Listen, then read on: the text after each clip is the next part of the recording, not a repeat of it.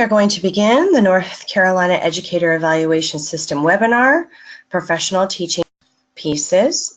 If you can hear me, please raise your hand. On the screen, you should see an arrow that points to the hand that you should find on your landing dock in the GoToWebinar. Excellent. Raise your hand if you can hear my voice.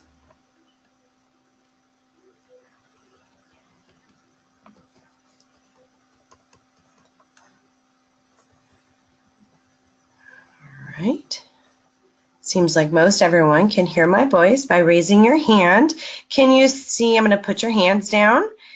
Can you see the screen? If you can see the screen, raise your hand again.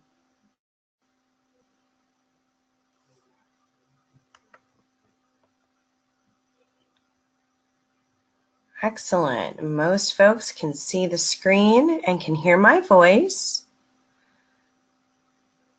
We've got a few maybe that can check in the questions bar. We'll have one of the other facilitators ask a question in the chat bar to see if they can hear my voice or see the screen.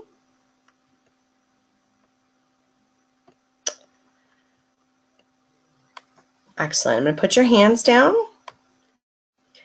You'll notice on the GoToWebinar doc, there is a place for questions where you can ask a question. There's also a place where there are handouts. We do have 2 documents here. If you click on handouts, you'll be able to download the documents provided in this webinar.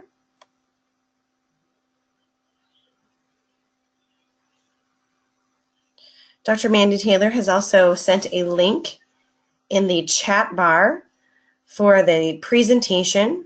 The chat bar will only pop up on your GoToWebinar doc when used by the presenters. If you're having any difficulty with sound or the screen, use the questions bar now to get help.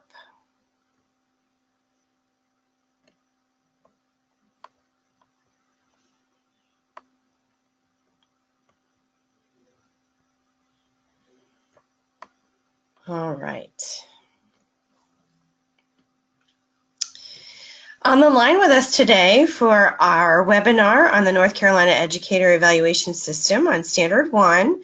On the line today we have Dr. Kim Simmons, who's the NCEES Coordinator, Dr. Mandy Taylor, Professional Development Coordinator, and Heather Stewart, myself, Professional Development Coordinator. We do have some norms for webinars. Please try to minimize your outside distractions.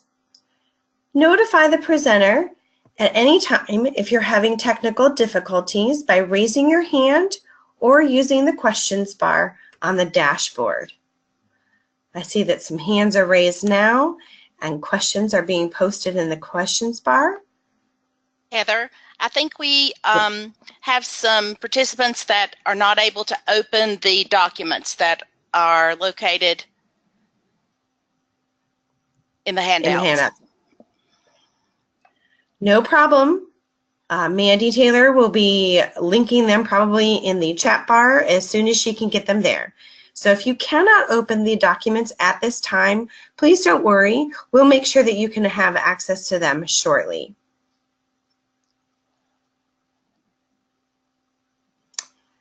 And I think Miss Hall might need some support. She can't hear anything. All right.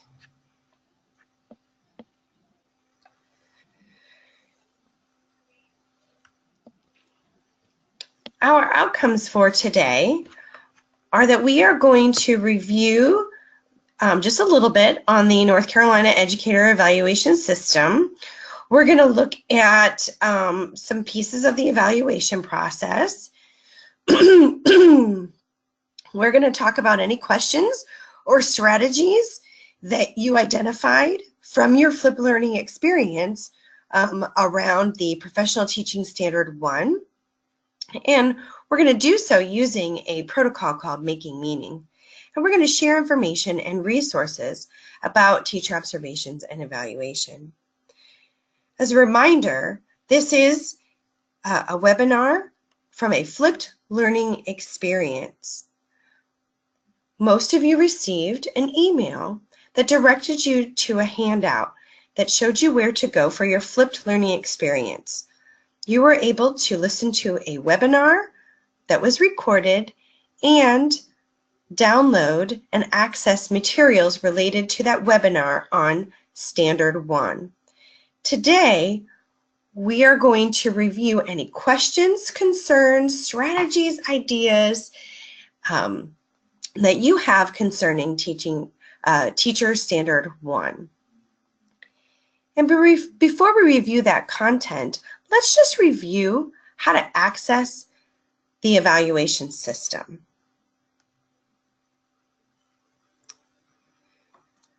You will need to claim your NCEES Cloud account, your IAM account, and you'll log into the NCEES Cloud with your username and password. From there, you'll see the True North Logic icon, which represents access to the North Carolina Educator Evaluation System. You'll click on that icon to access the system. The landing page is shown on the screen here. Notice that the home page shows you your courses from the professional development system as well as a welcome statement. Across the top are tabs that give you access to your evaluation and help guides. There are many help guides that give you information about navigating and accessing materials in the North Carolina Educator Evaluation System.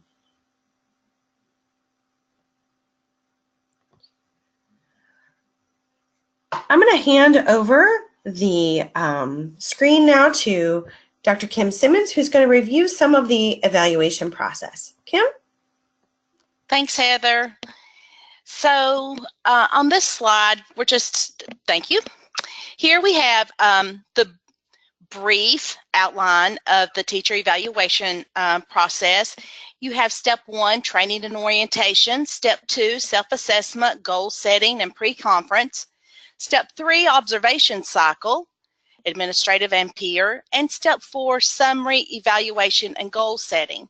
We want to call your attention to step 3 for today's webinar because this is where you will find your evidences and artifacts, and this is where you'll be able to identify those evidences and artifacts as they relate to today's Standard 1, teacher leadership.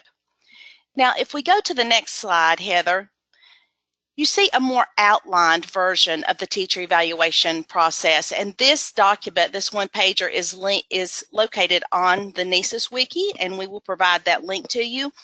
But you see in step 3, component 5, where we address observations that, dependent on your years of employment, you have a different evaluation cycle. For less than 3 years employment, you have the comprehensive evaluation cycle, which means you have 3 formal observations and 1 formal observation from your peer. And this is an opportunity for you to identify those artifacts and evidences. Again, for teachers with more than 3 years, you may be on a standard or abbreviated evaluation cycle. So depending on what evaluation cycle that the teacher is in during that year of observation or evaluation, that determines how many opportunities you have to gather these artifacts and evidences. So if you'll go to the next slide. Here is another one-pager which outlines the different types of evaluation cycles and all of the components that is included within that cycle. So here, addressing again the comprehensive evaluation cycle, you see teacher self-assessment, professional development plan, pre-observation conference, formal observation. There is an opportunity for the gathering of evidence and artifacts, Again, another formal observation, and you see as the chart goes on, all of the different observations there. So 4 opportunities for gathering of evidences and artifacts. For the standard evaluation cycle, you see you don't have as many as you did for the comprehensive evaluation cycle. You have 1 opportunity for gathering formal observation evidences and artifacts, and then 2 formal or informal opportunities. And then for the abbreviated, you have 2 formal or informal opportunities only to gather artifacts and evidences. So that was just a brief explanation of, during the evaluation cycle, exactly where are you gathering these artifacts and evidences as they relate to Standard 1 and all of these standards for the professional teaching standards.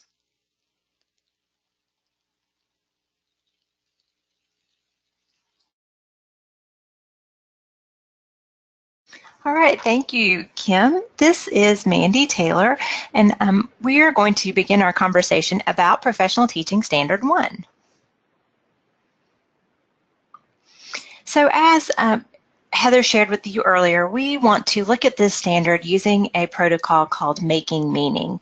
This protocol comes from the National School Reform faculty who actually have authored many protocols for lots of different educational uses. So if you ever need a good resource, please don't hesitate to reach out to that website and take advantage of those. So this particular protocol has 6 steps for exploring a text. And in our case, the text is going to be limited to just Standard 1 of the teaching standards. There are 6 steps that we are going to review for today. Getting started is the first step in the protocol, then describing the text, an opportunity to ask questions, speculating about the meaning or significance, discussing the implications for our work, and then finally we'll take just a moment to reflect on the protocol itself.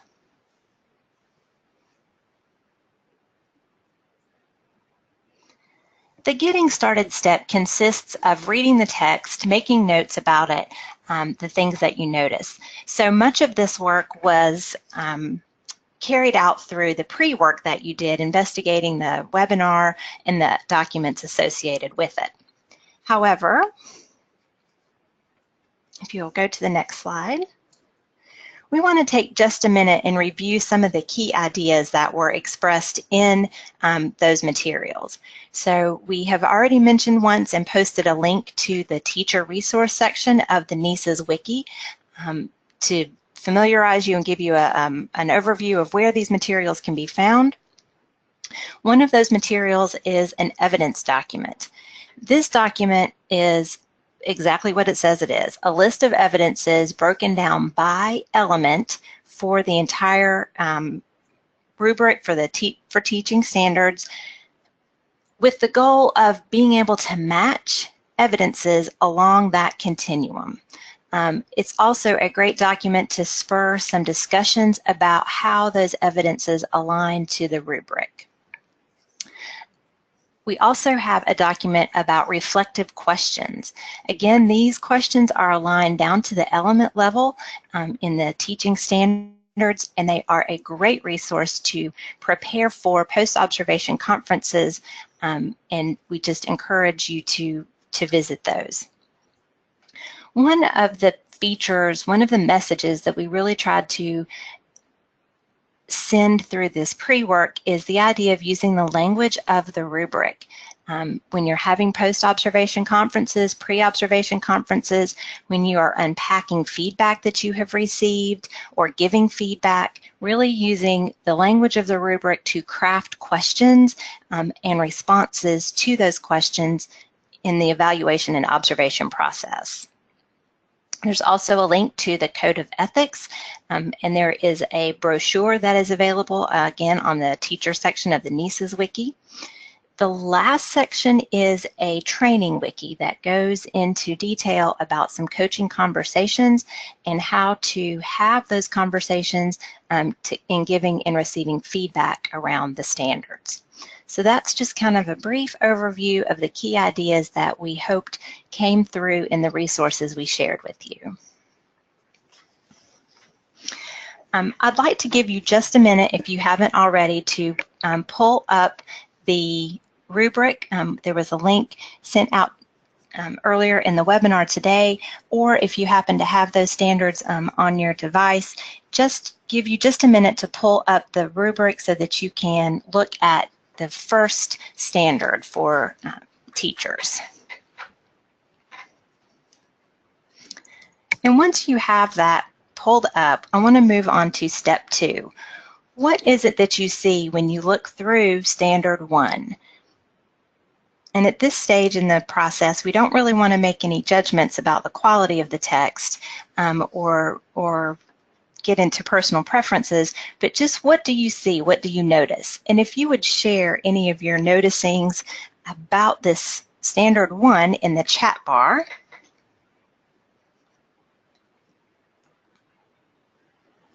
The questions bar as well.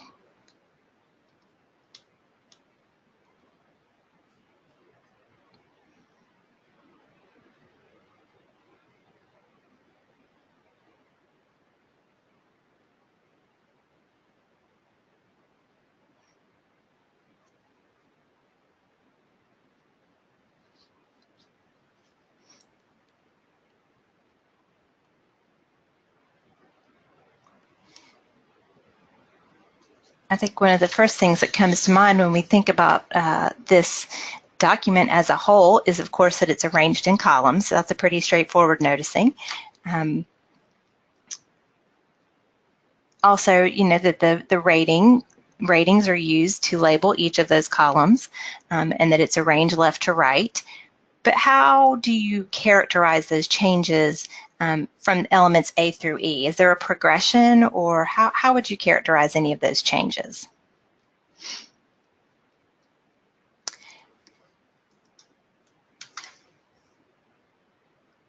Yes, we have a comment that the ratings are built on each other.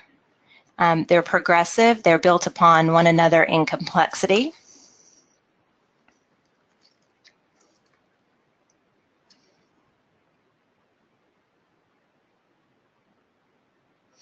Do you notice anything as the descriptors move, and the descriptors as you move from column to column? Excellent, we're getting some more comments coming in. The standard is broad and contains diverse applications. They begin as leadership in the classroom and move outward to the school and to the profession. Excellent, thank you.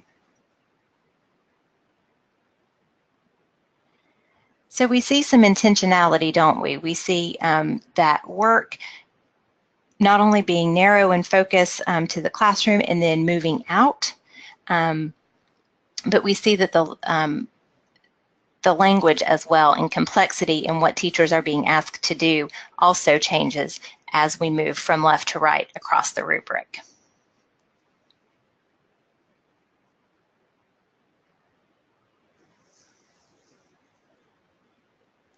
And also out into the community is another noticing. Thank you.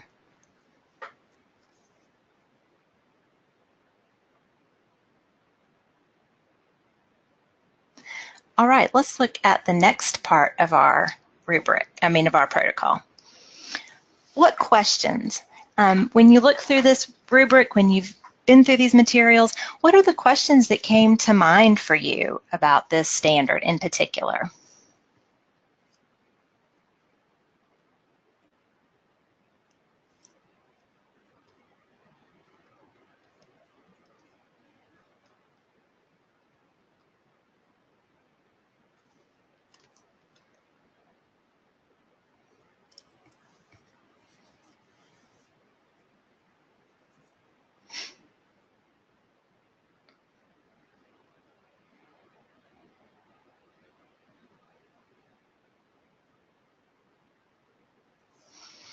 So one of the questions I think that came to mind for me is about data analysis. What are your thoughts about the role of data analysis in Standard 1? Does it have a role in Standard 1?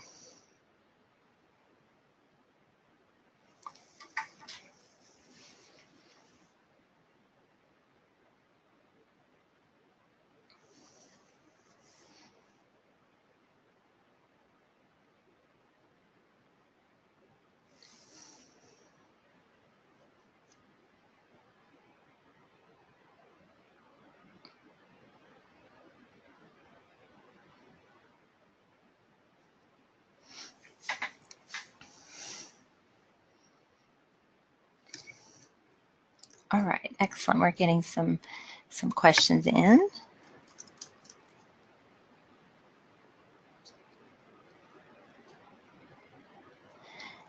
Yes, data drives instruction. Another standout, true leadership is not about the self, but it's about collaboration and inclusion, particularly with the verbiage of empowering students. And that it is working with data that facilitates leadership in the classroom, and that you can't be a leader in your classroom without being data-driven.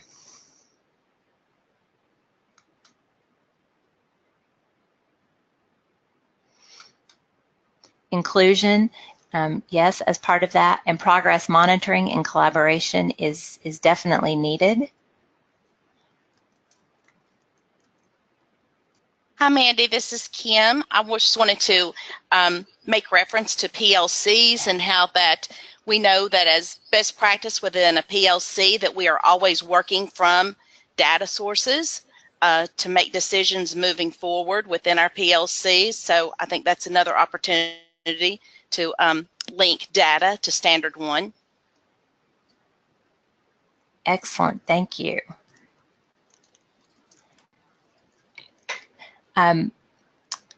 One question, and here's another question for us to consider. I'm going to come right back to that one, Katie. Data focuses on monitoring progress, and without that data, one cannot strategize and focus on specific student goals. And so now I want to come back to Katie's question, because she actually had a question for us to consider as well. What is the difference between empowering students and allowing students? What are your thoughts about that?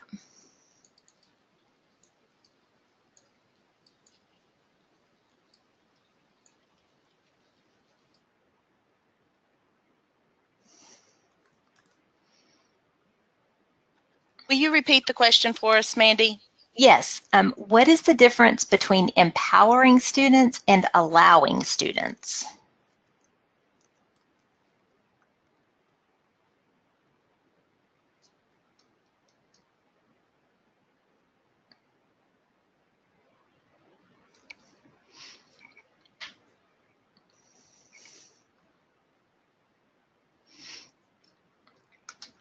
Or empowering is when teachers give the tools for the students to take ownership.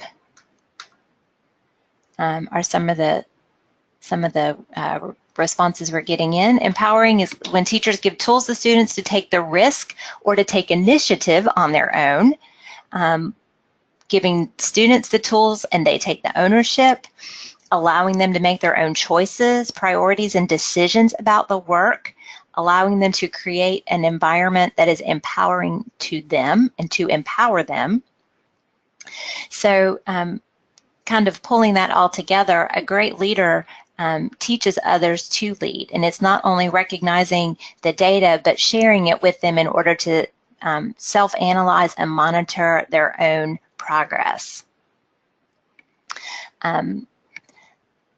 And then switching back to our allowing versus empowering, allowing is giving permission, but empowering is teaching ownership. And I like this thread that's coming through, that empowerment is about voice and choice for students. And I think that that is another hallmark of leadership, because that calls for a different kind of teaching, where the teacher is the facilitator and gives students the tools, as the comments are coming through, that are saying that are supporting them to be the make their own choices within the learning space. And allowing children to be leaders is another comment that came through. That students can recognize their strengths and challenges and can determine their path and progress. Yes, allowing is more teacher-centered, but empowering is more student-centered. And we're working to say thank you to all these comments so that they can be shared with you and you can see them as well.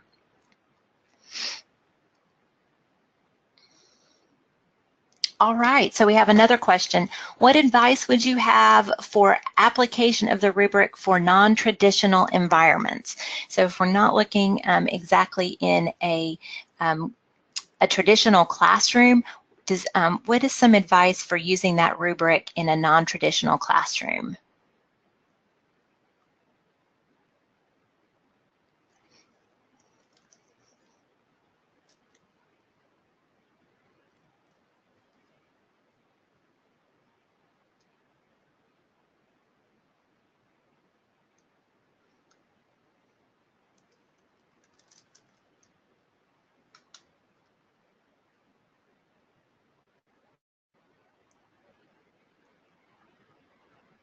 So maybe what kind of, when you say non-traditional environment, are you thinking of a small group pullout situation, or are you thinking of an alternative setting? What did you have in mind by non-traditional environment?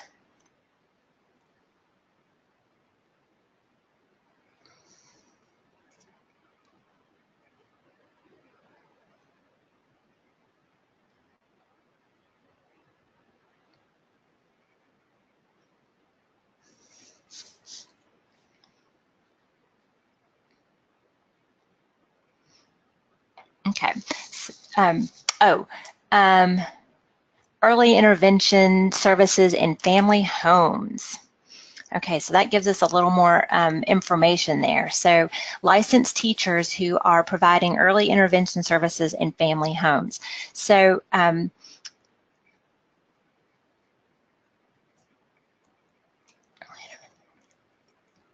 so when we look at the 1D, teachers advocate for schools and for students. They advocate for positive change in policies and practices that affecting student learning. If you look at the distinguished descriptor, actively participates, promotes, and provides strong supporting evidence for implementation of initiatives to improve education. That may give you some ways to approach that, because I think that there's definitely some active participation.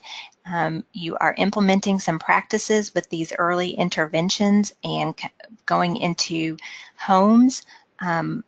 So maybe it's related through an advocacy piece. Kim, do you have some thoughts on that as well? I'm thinking through this, Mandy, and that's such a great question. We may need some time to think about that one some more. Yeah, I do think it can apply. Maybe before our webinar ends, we can come back to this question and discuss it just a little bit more. Oh, and we do have students love conversation. For me, in non-traditional classroom, students are teaching each other through interaction and conversation, guided by standards and appropriate lesson planning. They're willing to exchange ideas, collaborate, and share information with each other rather than being passive. So maybe those ideas too, I think, can help inform that question. And I also think that as we learned through looking at the webinar and we thought about the deep dive into Standard 1, when you looked at the flipped learning experience and viewed the recorded webinar, we talked a lot about using the language of the rubric to consider what it looks like in the classroom, and that to go through and really look at those key words and key verbs. And as you move across the continuum from proficient to accomplish, distinguish, even if it's a non-traditional setting, the key words there about progress monitoring and database decision making and professional learning communities are still pretty prevalent across the rubric. And so it's all about putting it into practice in a different environment, but still, how do you progress monitor students that are home-based? Or how do you collect data differently in that environment? And how do you know that you're still reaching the learning targets for that particular student? So I think that the key verbs and the key words in the language of the rubric still helps us identify what it looks like and what a teacher can bring as evidence for those non-traditional environments. What do you think? Well, I also think that technology would play a key role here, especially when you are encouraging students to be empowered and to collaborate. And that's a part of the progression. I think that any opportunity for online collaboration that you could establish or set up for students within the home would be great. And even something as simple as watching video where you see this collaboration, just so that they have some relevancy to pull from as far as they've been exposed to. Again, I think that's a fantastic question, and after some reflection, I'm sure we would be able to address it more clearly.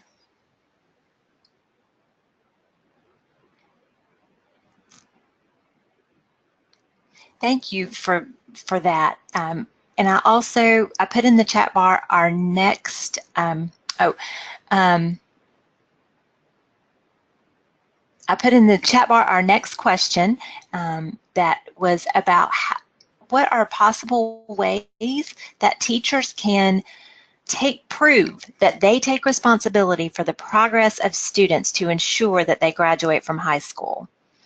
So the next question up, how might teachers prove that they take responsibility for the progress of students to ensure that they graduate from high school? What are some thoughts around that one?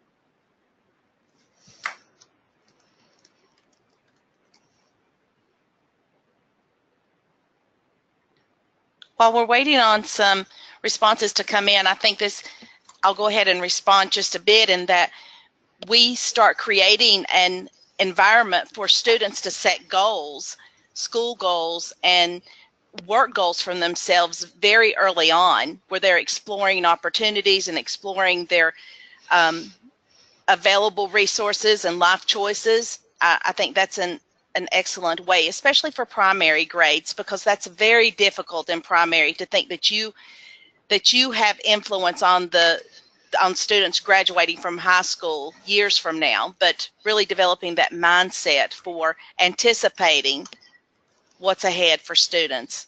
It can be a lot of fun as they explore. And we're getting answers that are echoing that and building on it.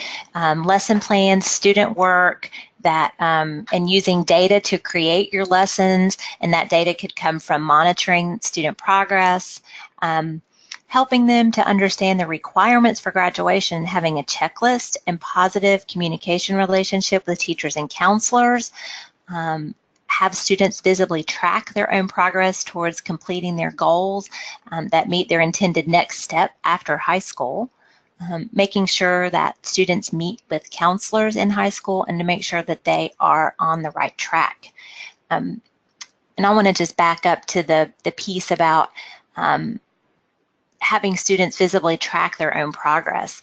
I have actually seen data notebooks used with kindergartners and heard kindergartners articulate, where they need to work to get better the next time. So I think that idea of students visibly tracking their progress and having an idea of next steps can be something that flows all the way to kindergarten.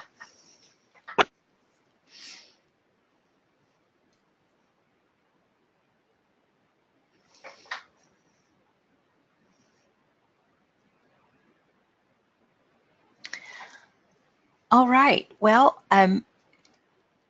if we get some more questions coming in, we will stay on the line for just a few minutes after we wrap up the webinar, and then we'll also have an opportunity for you to submit further questions as you have them. So I do want to move on to step 4, but you will have an opportunity to continue to ask questions. And the reason I want to move on to step 4 is you've had a great conversation, and I really appreciate all of the interaction. So the next step is the so what? What is so significant about Standard 1? What insights into the conversations that you've been able to read and the feedback, what do you take away from this? What do you take away from Standard 1? What are some significant pieces for you about this standard?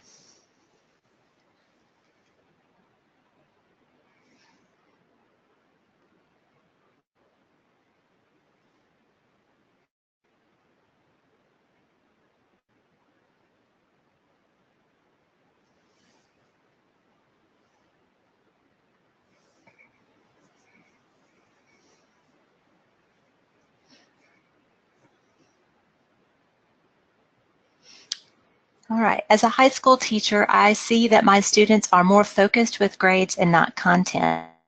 I like the idea of data notebooks being student-driven, but how can we help students to be more focused on content learning and application and less on the actual grades?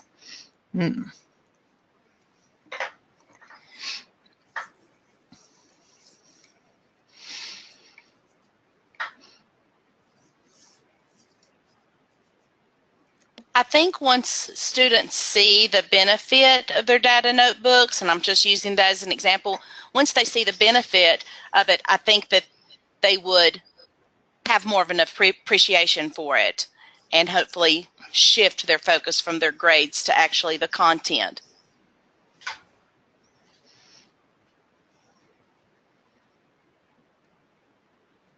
And there can be opportunities where instead of grades for reaching a benchmark, there could be grades for just growing. So a certain amount of growth that you're setting ahead of time, and then obviously conferencing with students and looking at where they're at in the learning, in the content, and where they need to get to, and having those personal learning targets and reaching those targets. And then grades are based on the growth and what their personal targets are. That might be some opportunities to get them more involved in the content. Now, obviously not all of them because it is high school.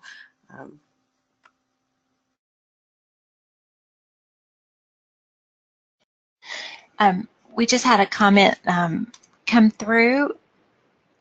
Oh, give me one second. Okay.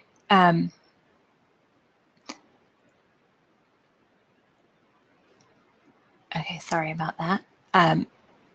Element C has narrowed my focus from advocating for the profession to promoting professional growth and collaboration for the sake of improving the profession. So in short, focusing on the intentions rather than just the actions. So some insight there with that intentionality, which I think comes right next.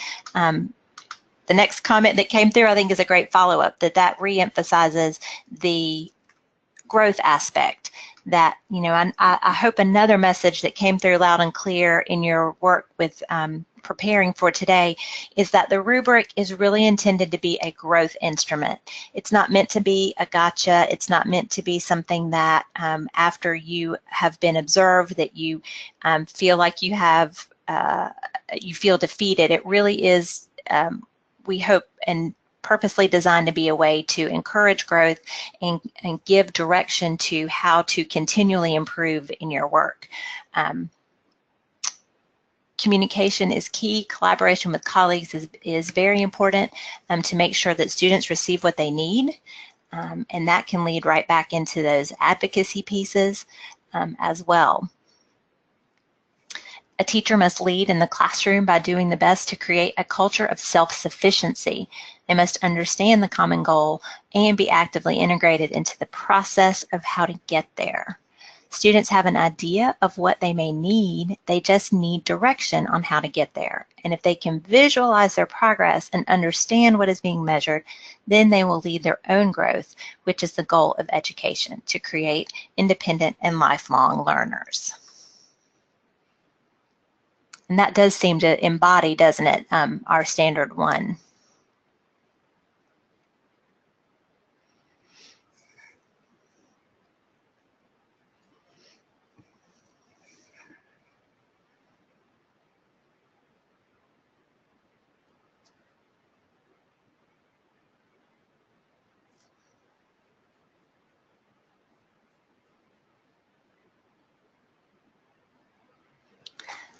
All right, so again, please feel free as this continues to marinate for you to add those insights into the chat bar. So we'll move on to step 5, because here's where the rubber meets the road, and you've already started moving there in your comments about how it's about this, especially with the conversation between empowering and allowing in the comments that we just read. How does this standard, when you get right down to it, impact student growth?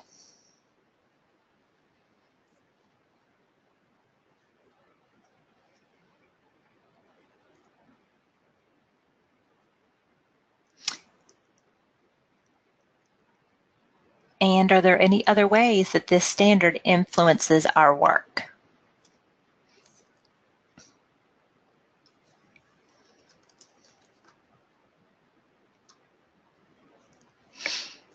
The best leaders are those who help others become leaders.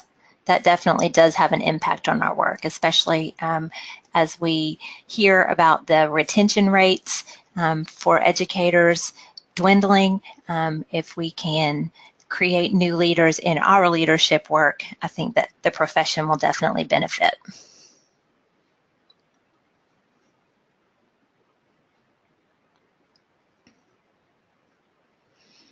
Any other thoughts about how Standard 1 specifically impacts our work?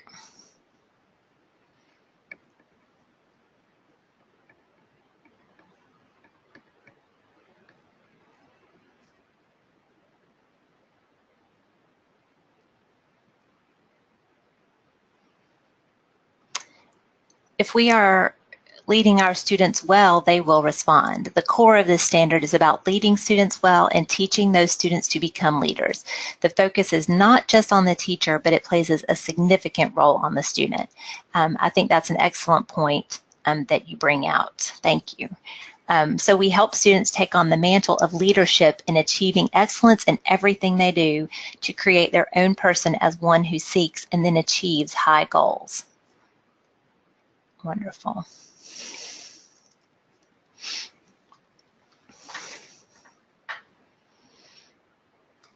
So that has given rise to the question, what are some ways to help students in lower elementary to take ownership of their own learning in the classroom?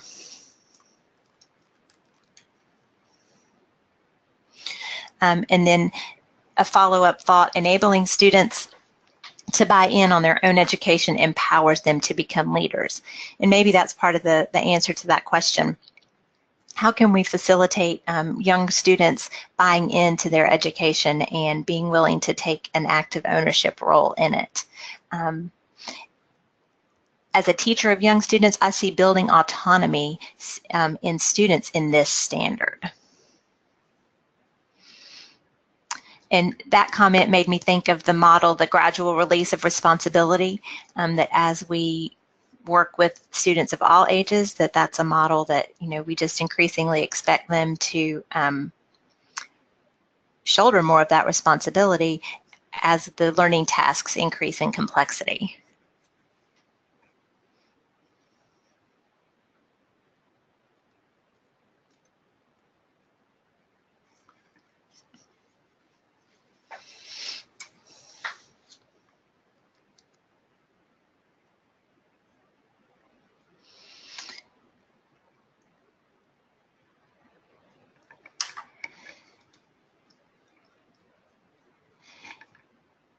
Yes, the comment that this is hard, especially with younger students who may not realize that they do need to take that ownership for their education. Teachers should understand the different kinds of leadership. And great leaders model and facilitate opportunities for students to take responsibility for their learning, a real-world skill that will empower them with continual opportunities to develop their own leadership skills. So the idea of modeling and scaffolding as well in the tasks that we ask students to perform.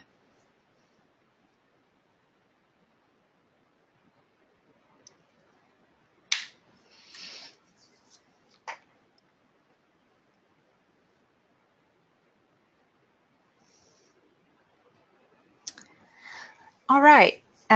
One more comment. A coworker of mine has weekly data conversations with her students to help them make sense of their own data as well as data for the whole class. And maybe even as simple as, what did you learn today? Asking students to reflect and helping them to develop that skill, and then even being able to connect, help them make connections. I was at a session today where a superintendent said that the goal of education is to connect the dots of life. And that just kind of came to mind hearing those last comments. All right, so let's look at step 6. If you just, if the protocol, if this process, we were kind of at the end of talking through the standard 1, but if this protocol was useful, that would be fabulous feedback for us. If you were to use this again, would you change anything? How do you feel this protocol works in an online environment? If you just want to kind of think through those questions, again, we're going to be asking you to complete a feedback survey. So any feedback on this process of the protocol and would just be very welcome. All right, so I think that I'm going to turn it over to Heather. And again, thank you for your wonderful comments today. All right, thanks, Mandy. And as a way to wrap up and to consider what we've learned about Standard 1, Professional Teaching Standard 1, I want to review how to access the professional development courses. When you access the professional development courses, there are many there that are, well, all of them are aligned to the standards, and you can find specific courses that are aligned to Standard 1 and to each element. So I just want to remind everyone on the line about the resources that are available in the home-based system. Access to the online professional development system in the home-based system is managed through an employee ID number, so only employees of North Carolina public school districts or charter schools who have a UID number have access to home-based. It is one of the tabs on your landing page when you access the North Carolina Educator Evaluation System. If you click on the Professional Development tab, this is where you will access the professional development courses.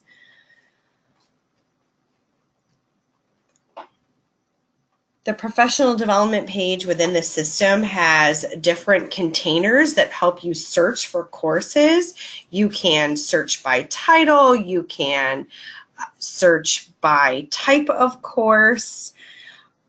You will find containers that say my surveys, my courses, required, recommended trainings, if those have been selected for you.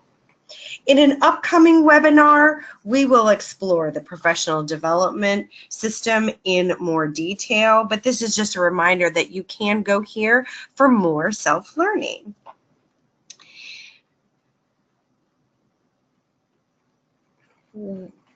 Courses can be searched by keywords or by an advanced search, and when you have identified the course that you are interested in, you can register for it if it's instructor-led, or click Start for any self-paced courses. At this time, instructor-led courses aren't being offered this semester, but keep looking for more opportunities for those instructor-led courses at the link that's listed on the slide, and you will receive probably email information about any instructor-led courses that might be offered. But the self-paced courses are available at any time. If you're looking for some professional development opportunities, there's some new courses available, self-paced courses. There's the North Carolina K-3 Formative Assessment Process for Teachers, Instructional Strategies to Support K-3 Oral Language Development. There's Digital Literacies 1 and 2. 1 is for reading, writing, and research, and 2 is for visual information literacy. A complete list of the online professional learning can be found at the website that's listed on the slide. It's rt3nc.org, or on your professional development tab in the NCEES system. Flexible Learning 44 self-paced modules and 21 mini modules are also available. and they are free of charge to all educators in North Carolina. We want to make just check one more time that if you have any questions at this time, please go ahead and put them in the questions bar, and we will continue to answer your questions until the completion of the webinar. There are resources available to you listed here in the slide deck, which was made available in the chat bar as well as in the handouts. The North Carolina Professional Teaching Standards Manual, as well as the Making Meaning Protocol. As referenced before, we do have some upcoming webinars. The next one is going to be on the North Carolina School Executive Standard 1. The link to all webinars are on the NCEES Wiki space, which is identified right here on the page for you. If you look at the left side navigation, you'll see upcoming webinars. If you click on that, it will take you to the SMORE that describes all the webinars that are happening for the fall. After the webinar this afternoon, you will receive an email with details about the webinar, including the title, date, description, and participation time. Some educators bundle these messages and submit them to their district office. It's under the district's authority whether or not to approve items for renewal credit.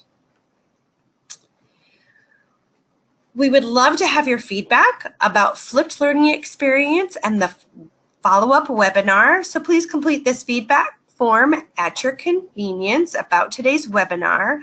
We do rely on your feedback to fine-tune what participants need, and one of the goals of webinars is to provide relevant information in an effective and efficient manner. If you have technical questions about the North Carolina Educator Evaluation System, please contact the help desk with a remedied ticket. That information is listed on the screen for you. Those are technical difficulties. If you have questions about process and the standards and content, of course, please feel free to contact us anytime. Our contact information was listed on the second or third slide. We want to thank you again for participating in today's webinar. We will stay on the line for a few more minutes to answer any questions that come up in the questions bar. Thank you again for participating in today's webinar.